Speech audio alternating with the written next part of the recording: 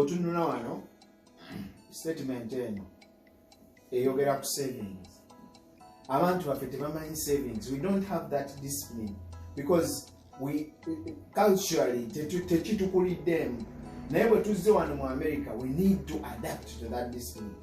We need to teach our people how to save money because most of the time abantu bava nakola nnyo at the end of the day n'abanga talina ssente yonna gye yesavingidde. So tulina okubayigiriza engeri y'okusavingamu ssente.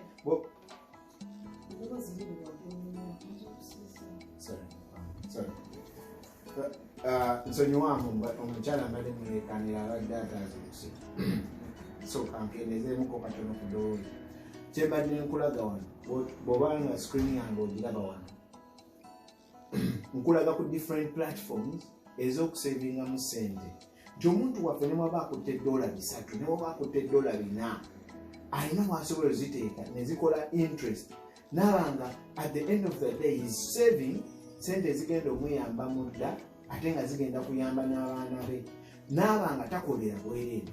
Naye kati olwaleero nga bw'olaba abantu abasinga bakolera bwereere. Why? Because we don't know that the different platforms ez'okusavingamu ssente. Omuntu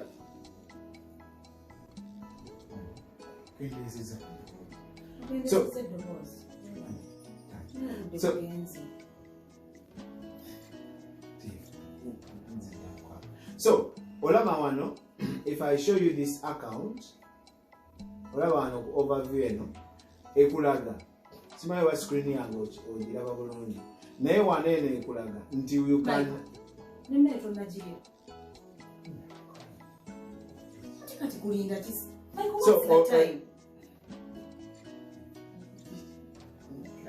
stop pulling out your client. My God, look at that time on the screen. Mukwano katono nnyo kanemutingemu ko katono ono. Michael, this is my right as a woman at home. Look at the young client akuwulira oli ku Zoom omulaba tuli ndi mukola ojulekana. Sikulekana Michael. Sawa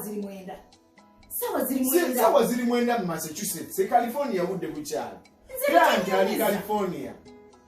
Buno bwe budde bwafinyeewo mutekinga through. Kino kintu kigenda mala mpaida kikaga.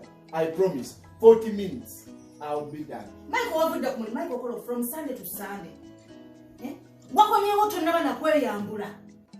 Michael ne waba wakomyewo waka obeera ku Zoom. Nze nembeera muno mu nyumba ne bwemba saakoze.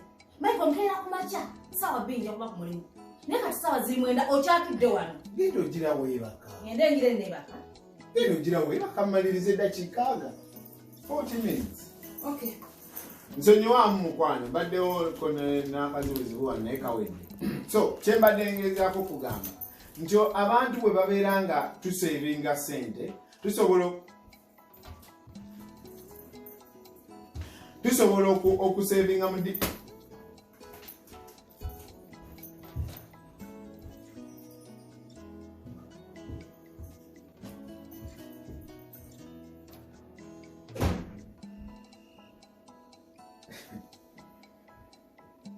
nange kya America kitunyumira